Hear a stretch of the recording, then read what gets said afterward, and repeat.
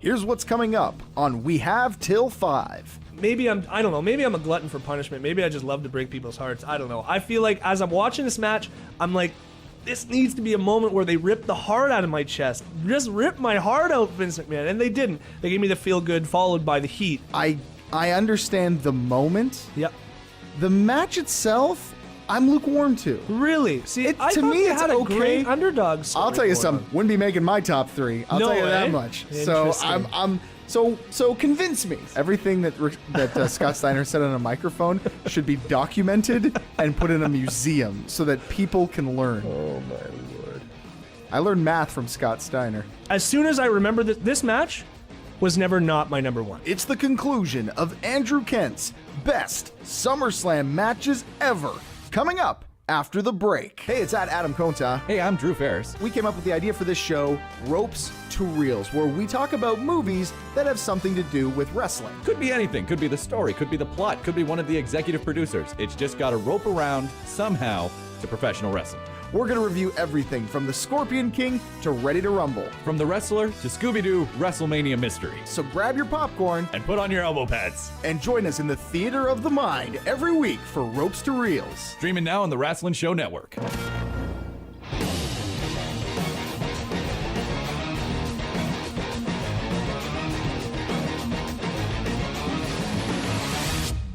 Welcome to We Have Till 5.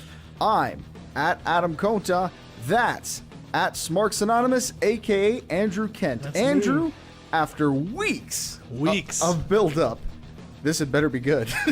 this last 5. There's a lot of pressure. Better I'm feeling a blow little me nervous away. today in studio. I'm not gonna lie to you. A little bit. I'm worried about being judged. Don't worry about that. I judge you every week, Andrew.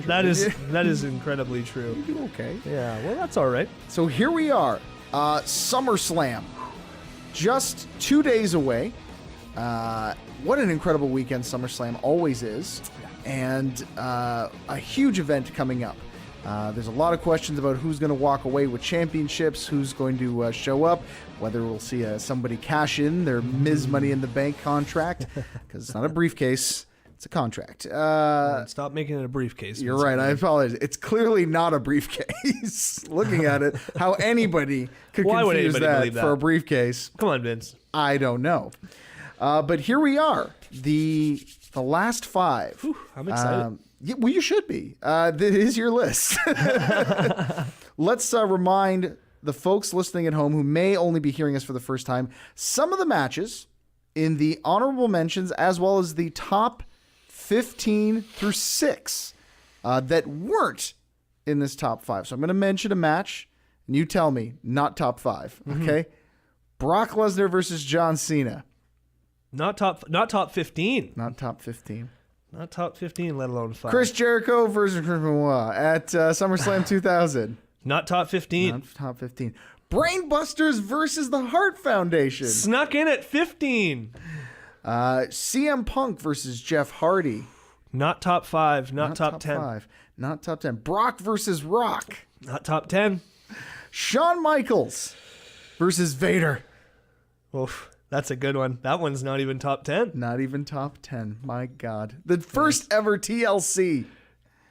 Not even... That one made the top 10. That one did make the top 10, not top 5. Triple H versus The Rock. Not top 5. Unbelievable. Triple H, no, excuse me. Shawn Michaels versus Razor Ramon. Not top 5. Not top 5. This one hurt. Brock Lesnar versus CM Punk. That would have been my number 1. Would have been your number 1. Would have been my number 1. Didn't make my top 7. And this one, I would have done a spit take. I've been drinking a water. Bret the Hitman Hart versus the British Bulldog. Do you want to say it? Where was it?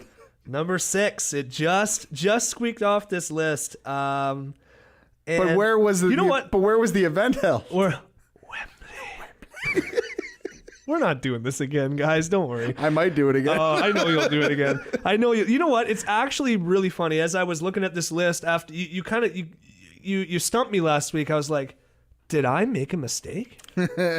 Did I make a mistake? And as soon as I watched match number 5 on this, I was like, no, I made no mistake. Well, then let's get to it. I want to know what match was good enough to bump Brett and the Bulldog in Wembley Wembley. to number 6. SummerSlam 2003. Okay. Brock Lesnar versus Kurt Angle. Tremendous, tremendous, tremendous match. Yeah, that's pretty good. That's Pretty dang good, man. That's a pretty dang good match. It's a dang good Not gonna match. lie. Why is it such a dang good match? Well, I think they did. For me, the build-up was very cliche. It was very like, "Hey, we're friends. Let's be friends, and friends are fun. And let's, you owe me a title shot, right? Because we're friends. Oh wait, I'm gonna betray you, and I'm gonna be Vince McMahon's friend instead." So it was kind of this boring build-up, but they did it in such a great way. I think the turn, Brock Lesnar turning on Kurt Angle in the cage. I mean, it didn't make a lot of sense. Why would Brock Lesnar be wrestling Vince McMahon inside a cage with Kurt Angle as a special guest referee? It didn't make a lot of sense. And as the viewer, you're watching, you're like, what is going on? And then you're like, the only thing that could possibly lead to this scenario, Brock Lesnar versus McMahon in the cage, is Brock Lesnar turns on Angle, siding with Vince McMahon, looking for the title for real, not just in a friend match. So I think they did a very cliche wrestling storyline. I think they did it very well. And I think these two are probably the two best amateur wrestlers to ever be in the WWE, maybe professional wrestling as a whole. I'd say debatable, but only because I'm not thinking that much about it. But off the top of my head, yeah, I'd say it's pretty hard to argue that. Kurt Angle has to be the best. I mean, by think default, so. Kurt Angle has to be the best. I would say Fun that, fact so. about this, I was actually listening to Angle on a podcast. It might have been Jericho's podcast, and he told the story of Brock Lesnar and Angle in an amateur match. Like they had a shoot fight. Was this the one on the plane, or was this the one backstage? This was the one in the ring, in the middle of the in the okay. middle of the ring. Okay. Finally they had it, and Brock Lesnar could not take Kurt Angle down. I believe it. Could not. And he said it had nothing to do with it's because Brock Lesnar stopped at NCAA. Kurt Angle went on to The Olympics. He learned stuff that Brock Lesnar didn't know. If Brock Lesnar knew the stuff that Angle knew, Angle would never have a chance against Brock Lesnar. I think even then, I don't know. Angle said that. Angle said that out loud. Here's the thing, though. I think Angle of the two, quicker yes, than Brock. easy. And that's a huge... That is true. Huge advantage when it comes to the world of amateur wrestling. We're just getting started. Yeah. Andrew, and already we've talked about a match that I think would make a lot of people's best of Absolutely. of all time. Well, and we've still got more to come. We do have more to come. Which we're going to get to right after the break. So stick around. More to come. Some people listen to their podcast in the car. Me, I record mine in the car. So join me, Jeff DeHaan, for the Go Home Spot. It's where I'll talk everything from NXT, Raw, SmackDown, or whatever other wrestling-related stuff swims through my head. So join me for the Go Home Spot, only on the Wrestling Show Network. Oh, I'm sweating already. It's crazy. What a warm-up for SummerSlam. Yes. Andrew, what's number 4? The 4th greatest SummerSlam match ever. We're going back again to SummerSlam 2002. Man, what a great pay-per-view. I think I learned through this list that this might be the greatest SummerSlam of all time. Well, I think I have. Honestly, that would probably make a great list in itself for maybe next year's SummerSlam. But I would tend to agree. Looking at the cards, fantastic match. I think top to bottom 2002 may be the best SummerSlam ever. Yeah, I have a hard time. I would have a hard time arguing. And if this is the match I think it is, then a lot of it owes to this really fantastic contest. Go ahead. Well, I hope you're talking about one of my favorite matches and one of the matches I remember most vividly from my childhood.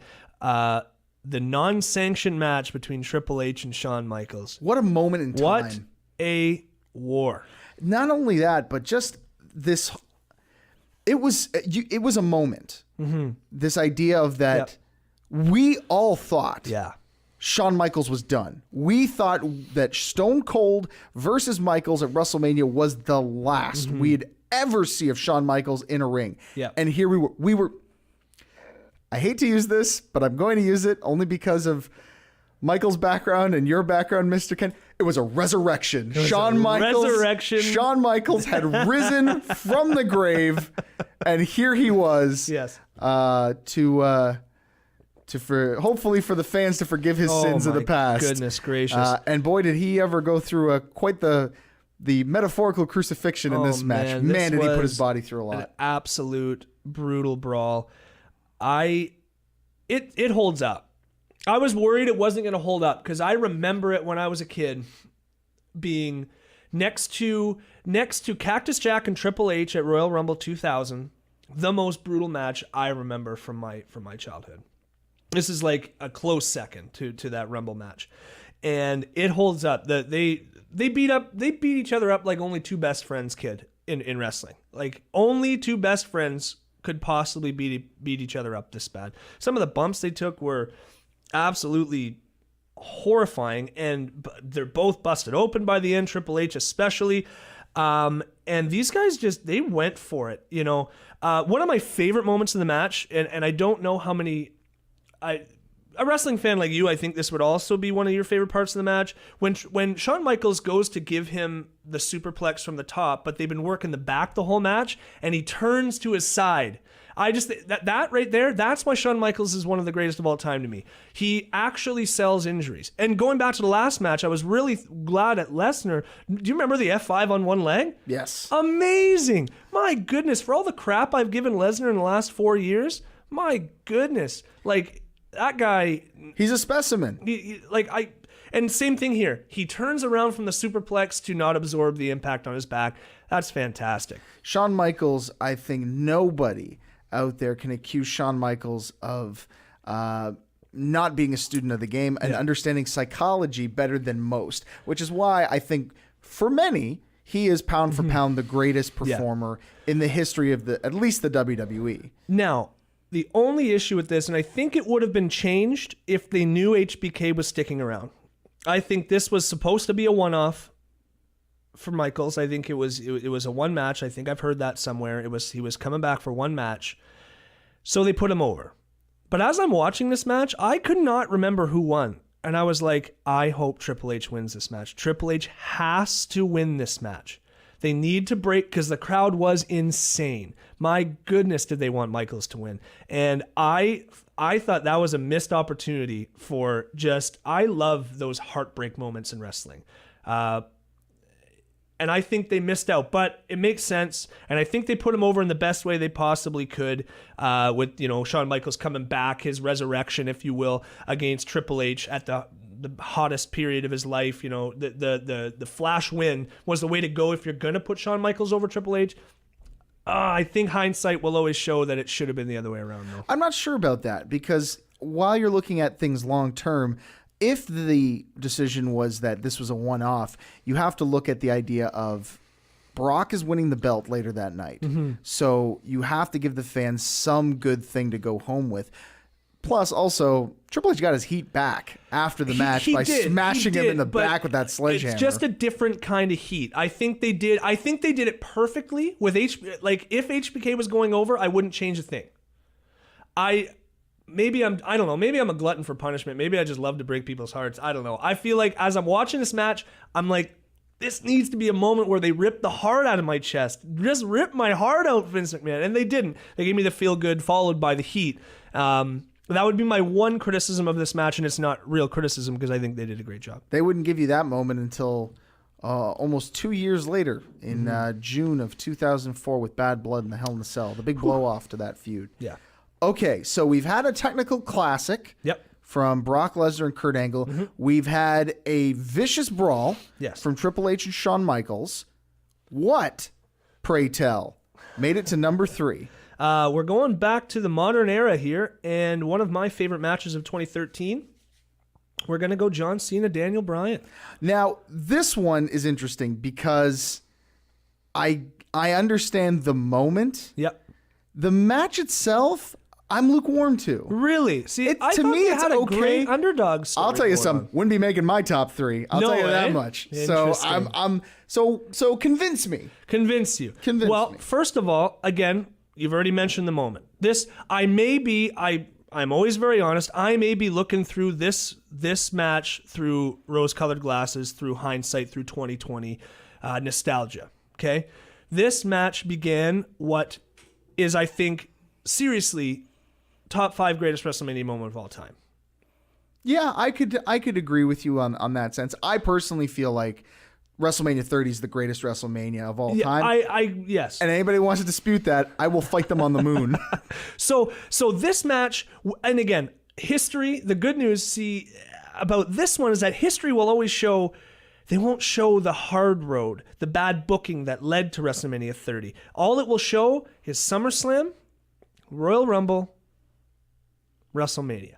And that put together, it's one of the slowest rolls in wrestling history. And it's, luckily history will show it, not as the misbooking that it was, and the fact that he only got to WrestleMania because CM Punk walked out and all this stuff. History will not show any of that backstage politics we all know now. There was all a it will lot show of is the beginning. factors. There was a lot of Yes. factors that needed to come together Yes. to have Daniel Bryan get to the main event of WrestleMania. So, I think the match is no slouch. Hey, this right here, honestly, this made a What Culture top 3, I think. This made What Culture's top 3 as well. That's all I'm going to say. That's not why it's here on my list. I am my own man, Adam, for What Culture. Fair enough. But first of all, Daniel Bryan's one of my favorite of all time, easily. But I think these guys had a great match. I think John Cena really stepped up and he let Daniel Bryan go nuts on him, which I think is huge. And it had some really cool moments near the end as the two warriors are trying to step up on each other's shoulders. And my favorite part of this match, and it's something they don't do in wrestling very often, was they debuted a brand new finisher on pay-per-view.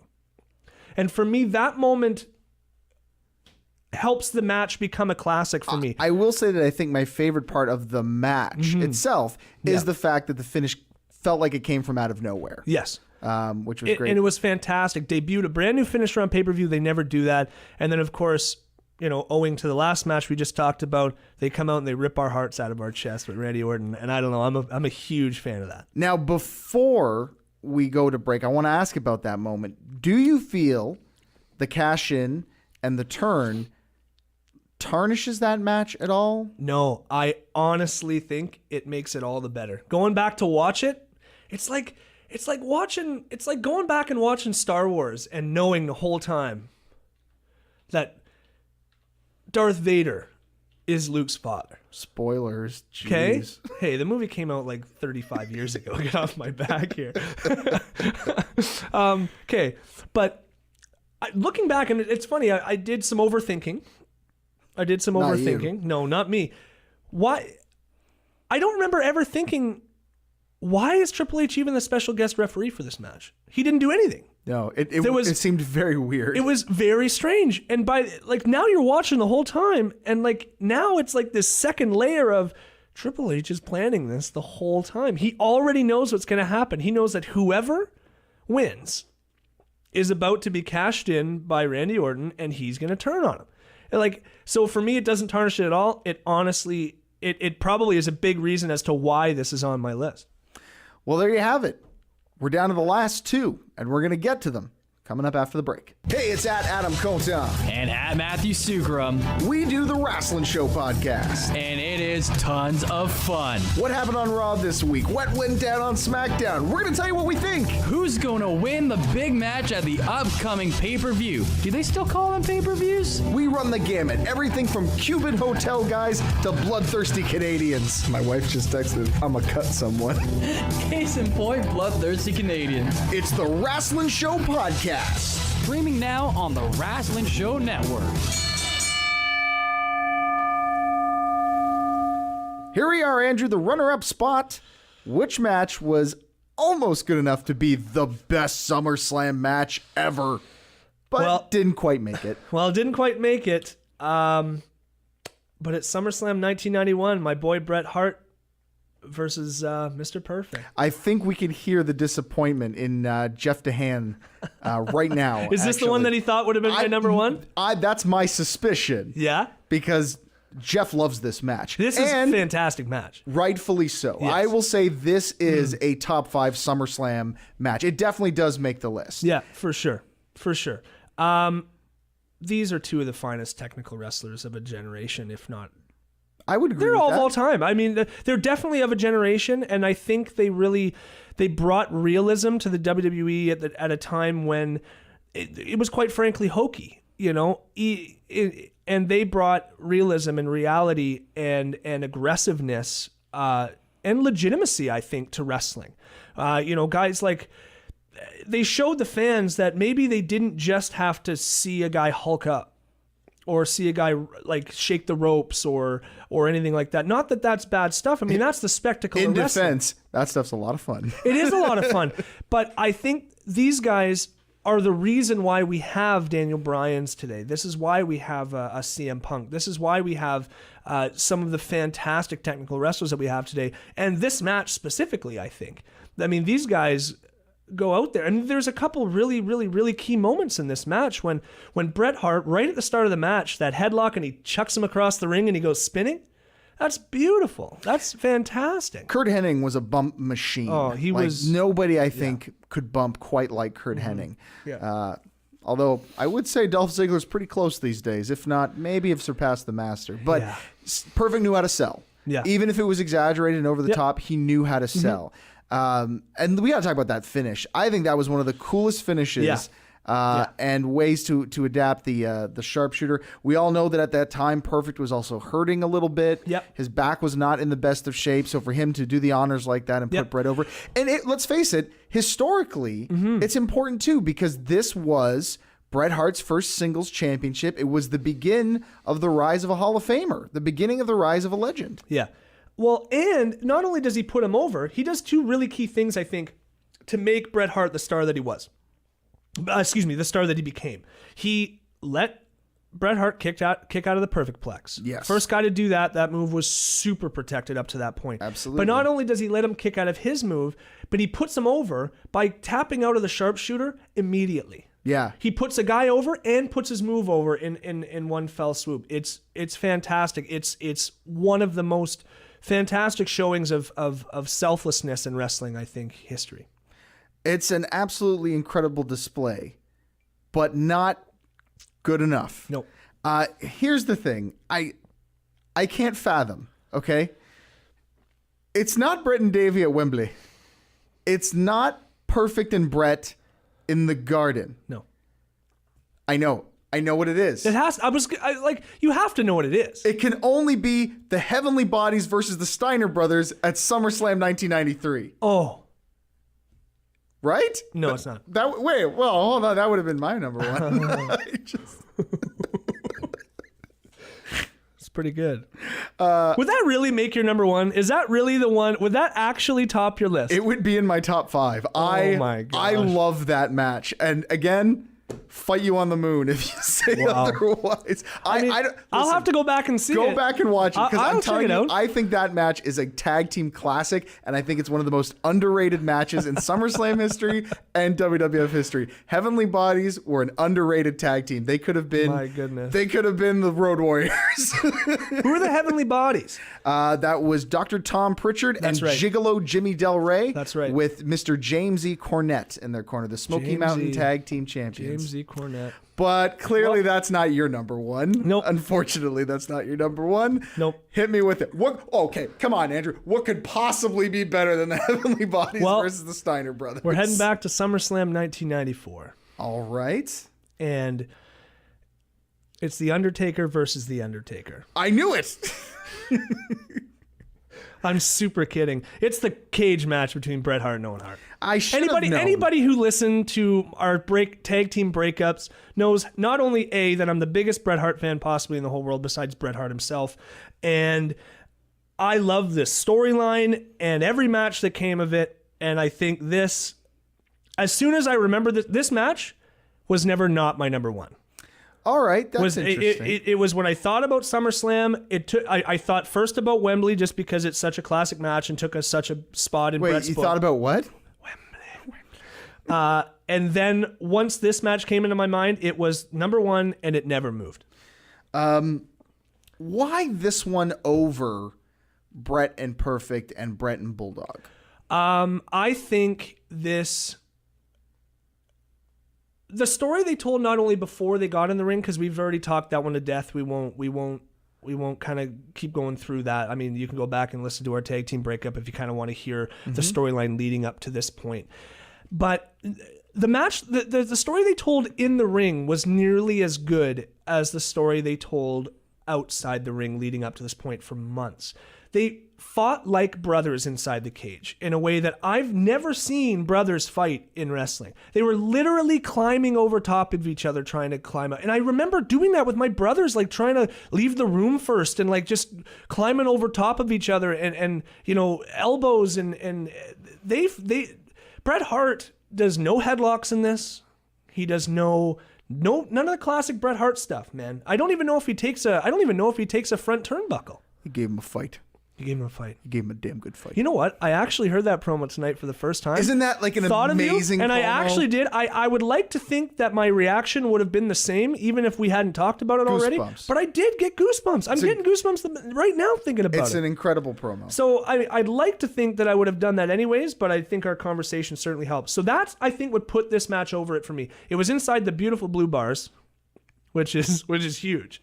I'm a fan of the blue I cage. do like the blue bars a little bit, but I mean, it's not quite the visual that is a steel cage. I think if you have a Hell in a Cell, your steel cage should be the blue bars to differentiate between the two. Yeah. That's the way I feel about that's it. fair. You could certainly make that argument. I appreciate that. Owen goes over the top in this match a bunch in a perfect way. I love right at the start, he's up on the ropes and he's punching Bret in the head and he looks at the camera and he says, he's nothing to me. He's nothing to me. And then later in the match, right near the end when he has him in the sharpshooter, he's shouting, I'm going to break his legs. I'm going to break him off. He's not going to be able to walk and the belt is going to be mine. But did he kick his leg out from under his leg? Hey, man, come on. Get off of his back here, man. Listen, I respect Owen Hart as much as anybody, but that line is going to go down in infamy with some of the as one of the greatest unintentional things that And ever it's just be not said. fair because all of Steiner's catalog should be ahead of that. Everything 100%. Steiner's ever said on the microphone should be way ahead of this. Everything that Scott Steiner said on a microphone should be documented and put in a museum so that people can learn. Oh my Lord. I learned math from Scott Steiner. I don't even want to know the story to that. What I want to know is we've talked about why it's better than all those other Bret matches, but why is it better than Bret Hart versus Doink at SummerSlam 1993? You know what? I actually didn't think about that. So scratch this off my list real quick. I'm so sorry Put to waste Doink all your in time. there. Doink. This one is, you know what? You've convinced me. This be is fair. number 16 on my list. To now. be fair, Yeah. also a good SummerSlam 93, man, is my jam apparently. Yeah. You get rid of the main event, and apparently I'm all about it. So there we have it. 15 of the best SummerSlam matches of all time.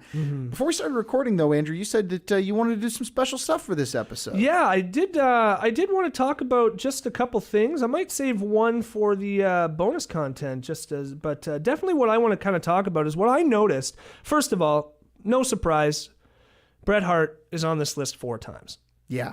and he could be on a couple more.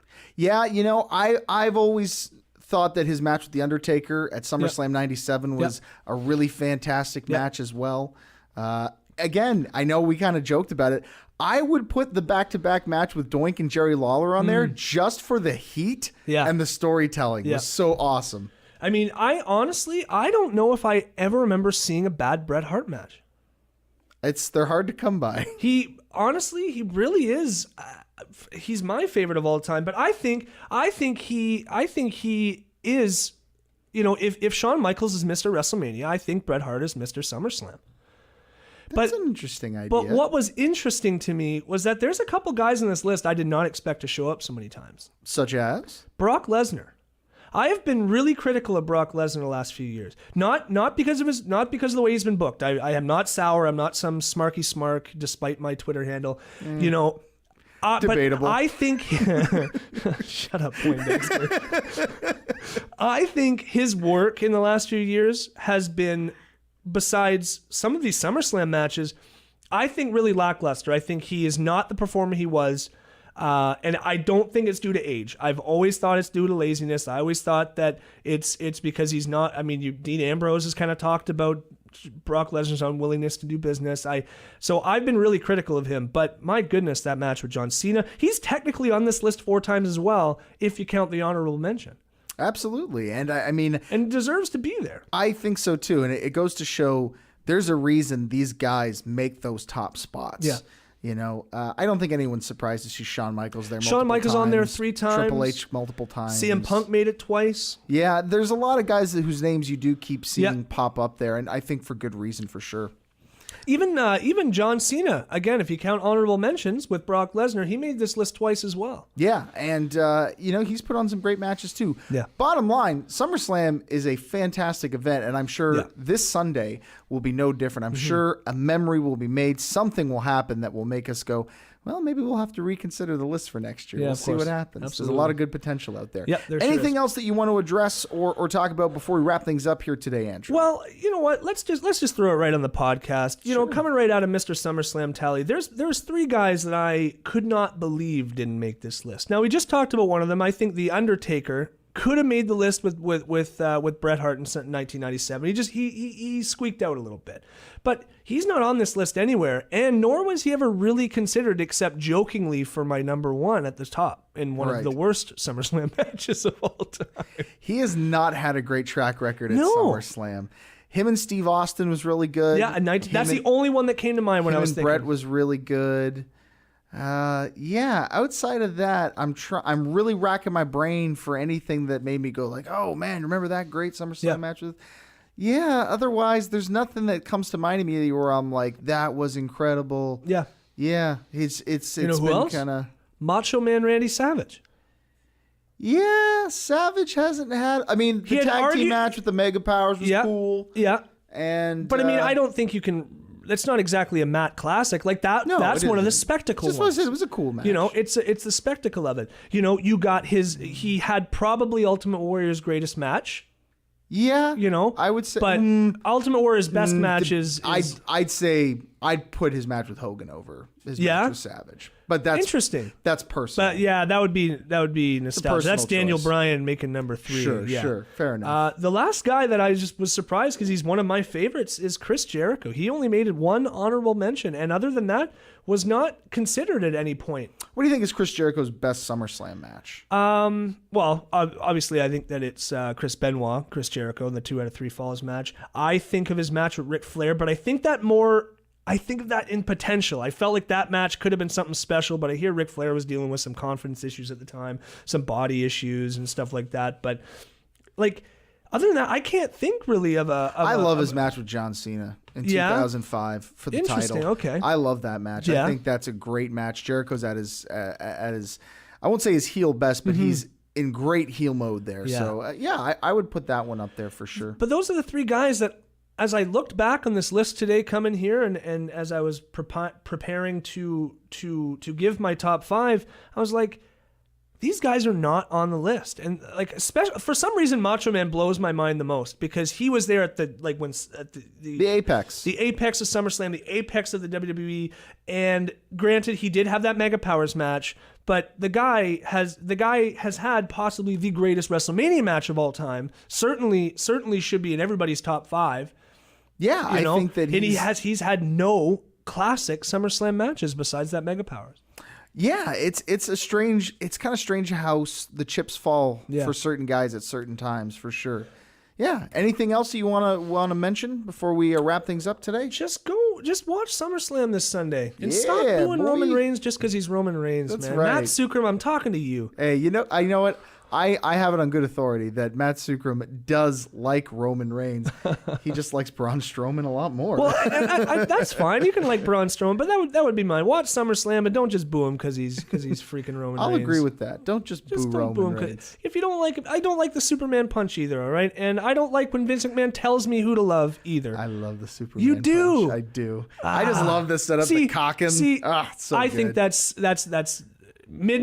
like 1993 wrestling at its finest, and me- he doesn't throw the Superman punch half as well as AJ Styles does from the to top me, rope. That's it's all a I'm saying. guy taking off his elbow pad, running across the ropes and dropping his tricep across someone's shoulder. That's to me what it is. All right. But I think that's enough. Otherwise, we're going to start coming to blows. Yeah, and well, that's we've made fine. it 3 weeks without doing that. Let's It's not been- ruin it's a been good pretty- thing it's here, been Andrew. Pretty well, yeah.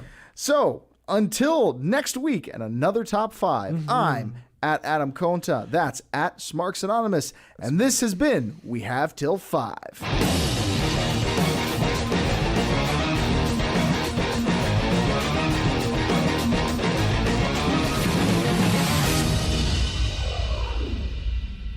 This has been a presentation of the Wrestling Show Network, where everything is wrestling.